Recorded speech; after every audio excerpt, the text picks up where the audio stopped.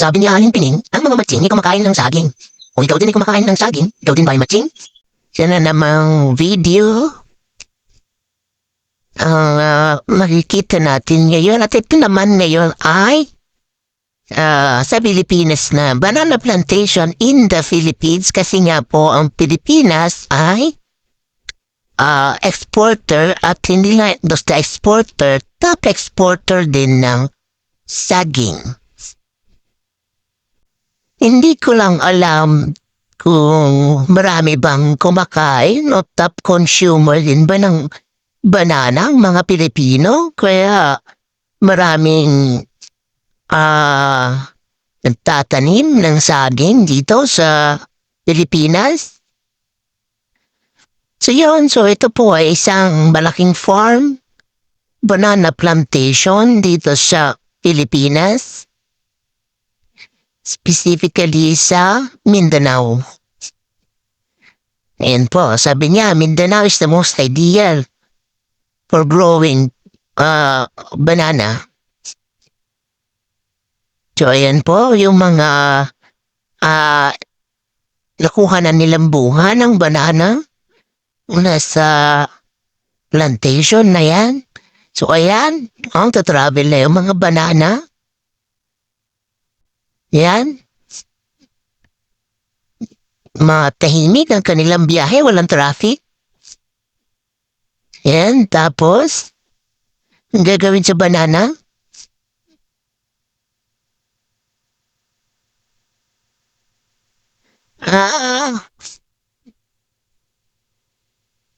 So, tinitignan nila kung maganda siyang ang binhi, pagkunan ng binhi o punla.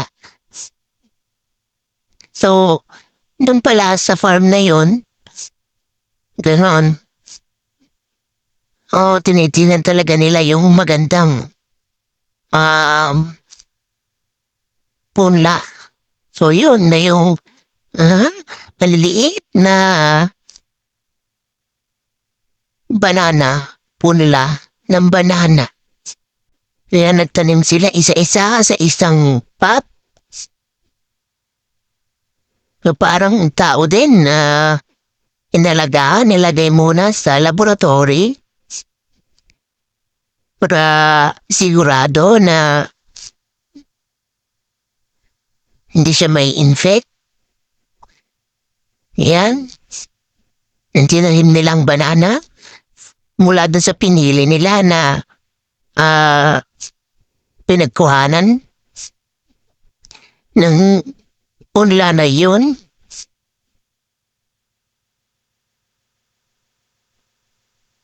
Kaya kapag pumunta ka dyan, kailangan naka-sanitize yung gamit. Pati sasakyan, para hindi ka magdala ng sakit sa mga tanim nila.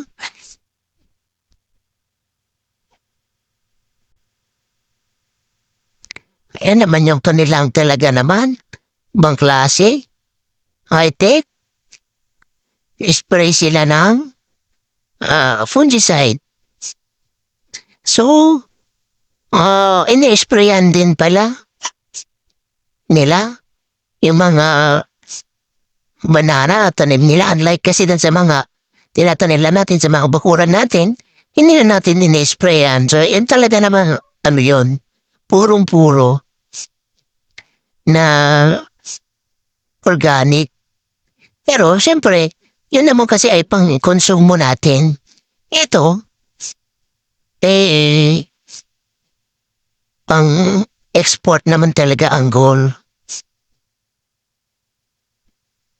Tapos nilalagyan pa nila ng mga supot o sako para hindi pasukin ng mga insekto, hindi masira. Yan, paano nila kinukuha, ganon? Unlike sa atin na talaga malalaglag sa lupa yung bunga. So yan, dyan iniingatan.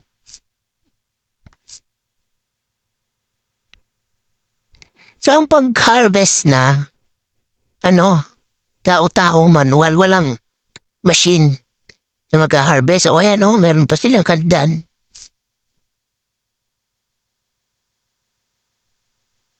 Yan. Yan na yung mga export. So yan, nandyan na sila sa process na nung mga papak ng mga i-export na quality banana.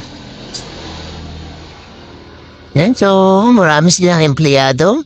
Sinuhugasan yung mga banana bago ilagay sa plastic.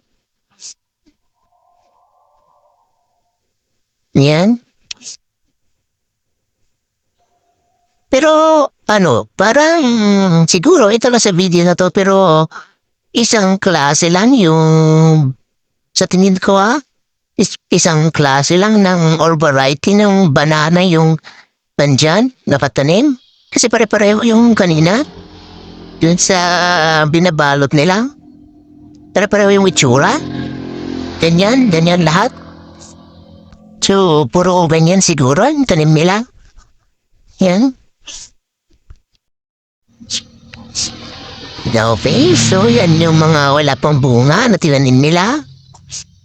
So, parang hindi ko alam kung ilang kung narating na siguro ng puno ng banana yung certain years na bubuha siya, pinapalitan, kaya merong mga bagong tanim.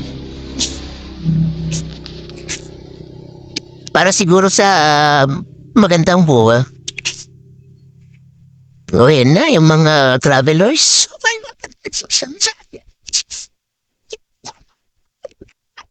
Masayang nagta-travel.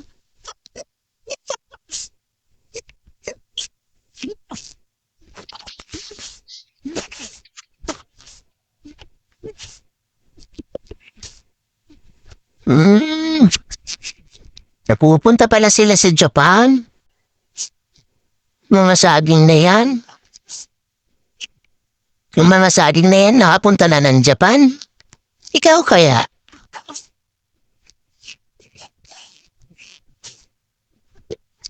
Si ate naka-smile. Si kuya naman. Nangunguha ng bunga.